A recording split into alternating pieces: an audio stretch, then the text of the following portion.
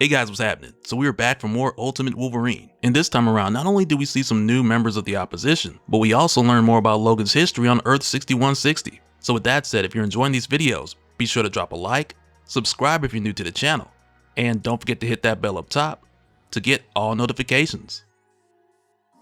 Alright, so going into issue 3, this picks up 17 miles outside of Smolensk, Russia, where a couple of members from the opposition are making their way out here to do a very secret and very careful recruitment after losing one of their drivers recently. And so far throughout this series, it's been really cool to see these members of the opposition, who for the most part are characters we've known as X-Men. And that's still the case when we find out the two members who've made their way out here are Remy LeBeau and Catherine Pryde. And when they meet up with this new recruit, for a second there's like this stare down, because Gambit and Kate want to be sure that she's someone they can trust, because they've been working with the opposition for at least a year. Which we'll learn more about in a little bit, because we'll get a glimpse into everyone's history as this continues, because the Eurasian Republic is looking for all three of them. So Gambit asks her here, you know the time, yeah? Almost like it's a code question for her to respond so he knows she's legit. So the new recruit kind of stutters and she's like, it's the day of battle, which doesn't do it for Gambit. So he's like, ain't it always? But Kate Pryde, she just skips all the code talk. She's like, who sent you here? And that's where the new recruit tells her, the Archangel, I escaped the Republic control and was recruited outside Warsaw. I want to fight.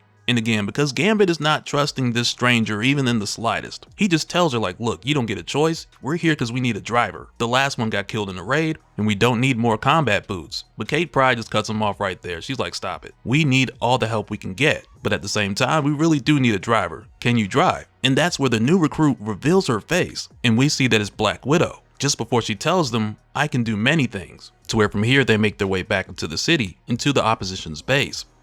And following this, we learn more details about the three of them, as well as others, as we head over to a briefing that's being held for a ton of Republic officers. Because as they go over the intel, they start out with the raid from last week, where an opposition vehicle was successfully stopped, which just happens to be the same vehicle that Gambit and Kate Pryde were traveling in. And the driver who was killed that they're replacing with their recent recruit, as it turns out, it was the mutant Gregor Smerdyakov, who on Earth 616 is also known as Tree Man, or Brother Gregor. And they don't talk too much about him here, so I'm not sure if the Tree Man on Earth 6160 is anything like the one from Earth 616, but if he was, I can only imagine that he would be very important to mutant kind on this world, because in his tree form he could bear fruits that would either activate a dormant mutant gene or enhance existing mutant powers. So either ability would be a huge advantage for the opposition. But he's also one of those characters in the main Marvel universe who was thought to have been dead at one point, only to sprout back up later on in Krakoa, you know, back when that was a thing. So I wouldn't completely count him out, because someone like him would actually be perfect for what's going on in Ultimate X-Men. But at the same time, who knows, like I wouldn't hold my breath. But going forward in this briefing, for a moment they focus on Gambit, while saying that he's responsible for the Mikhail massacre, which took the life of their leader, Mikhail Rasputin, the brother of Pyotr and Ilyana Rasputin. And as of recently in the past month, they have reason to believe that one of their own, Natalia Romanova, just joined them, and she's now working with the opposition. And in addition to that, they now have information citing a nearby location where the two North American expatriates have joined forces with the opposition, so they're sending their best out there to eliminate them all.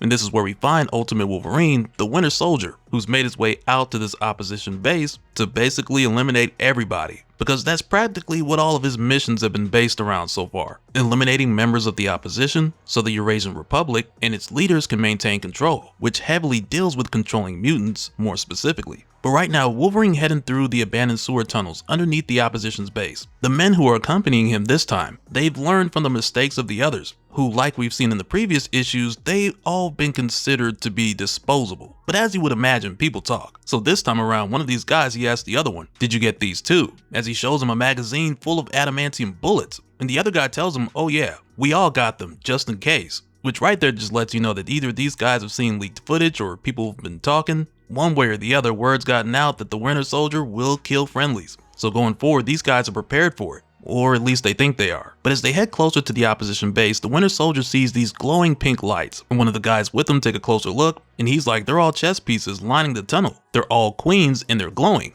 So Wolverine, the Winter Soldier, he picks one of these guys up, and he cranks a fastball special, tossing this dude deeper into the abandoned sewer tunnel, right in the middle of all these glowing queens. And when he does, at first these guys are a bit confused about what's going on here, but then that queen starts glowing brighter. They hear a sizzling sound that can only mean one thing, just before the chess piece detonates, blowing this guy way down to the bone, while creating a path for the Winter Soldier to make his way in, because apparently these chess pieces were just charged explosive mines set in place by Gambit. And really, the sound of that explosion by itself, that was enough to let the opposition know that their base has been compromised, which was kind of the point of Gambit placing mines in the abandoned sewer tunnels. Because as soon as they hear this explosion, Gambit's like, the mines, bad man's here.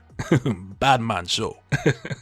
Now I want a Jamaican Gambit. But Gambit says here, the mines will slow him down, but we gotta get moving, like yesterday. So Kate tells Natasha to get the truck started. It's already loaded and they need to leave now. So Natasha gets ready to drive the truck and Kate gets on the truck with her. And when she does, her and Gambit kind of have this moment where there's a bit of flirting and a kiss before she leaves. And it's kind of like, man, don't let Logan see this. And I'm not sure if 616 Logan or Colossus would approve. And I mean, this is a whole nother universe, so who knows what some of those dynamics would even mean here. But Kate and Natasha aren't able to go anywhere for a moment because the truck won't start. And it has Natasha like, oh, come on, I just escaped. Tell me you don't want to get me caught. So to buy some time and hold off whoever's making their way in, Gambit calls for the opposition soldiers to get their guns and cover the door, just before he goes to take a look at the camera feed to see what they're up against. And that's where he sees what looks to be just one man with some knives. And that's where Gambit's like, oh man, this don't feel good. Only for him to turn around and see that the truck hasn't even moved yet. And now things are getting intense as the Winter Soldier cuts through the door and the truck still hasn't started. And they're literally cutting it close, no pun intended,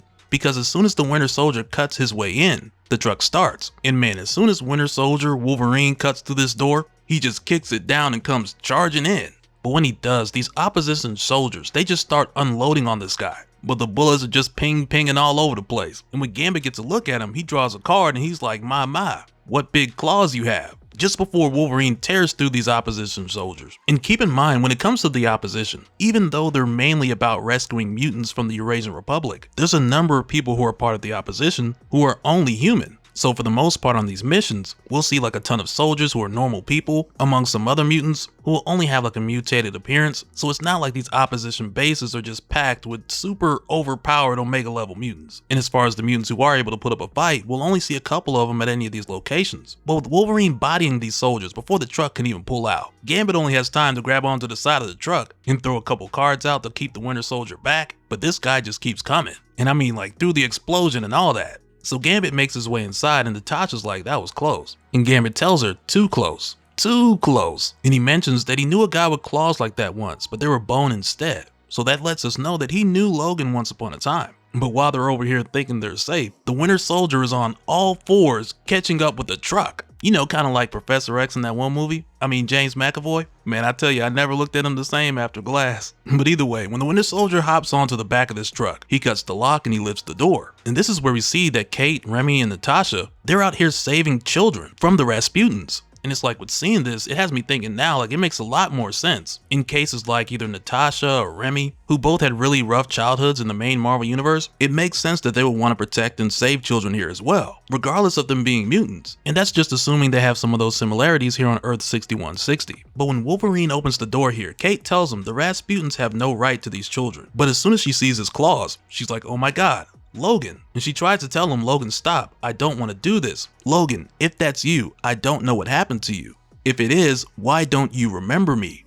And it's right here when she reaches through Logan's head. A number of memories flash before his eyes. And among these images, we see one with Colossus, one with Wolverine running with the wolves, another with the woman he loved, who might be Silver Fox, though I really have no clue, it could be anything in this universe, another with him destroying a Sentinel, which is a moment in time that we've barely scratched the surface of, and I think the most we've learned about that is what Captain America saw in the Ultimates, when he was getting caught up on the Maker's history, and aside from that, Wolverine gets a glimpse of his childhood, and even the whole process of him becoming the Winter Soldier. And after doing this, Kate makes the wise decision of just kicking him off the truck, because you can't be too careful. But now it's like with every mission that we've seen the Winter Soldier go on, every mission that we've seen Ultimate Wolverine go on, it's like on each one of them he gets back a piece of himself. So now it's like just repeating back in his head, Logan, why don't you remember? Because after this encounter with Kate, Logan has just been shown the most memories that he's seen since he became the Winter Soldier. But the question still remains, will this be enough to bring him back? And so now real quick, I want to give a special shout out to all the patrons. Thank you guys for all of your support. And for anyone who's new here, who wants more information on how to support the channel, I got a link below where you can go to patreon.com/dopespill. But that'll do it for this one, guys. Let me know your thoughts down in the comments below, and we'll do it again on the next one. Alright, later.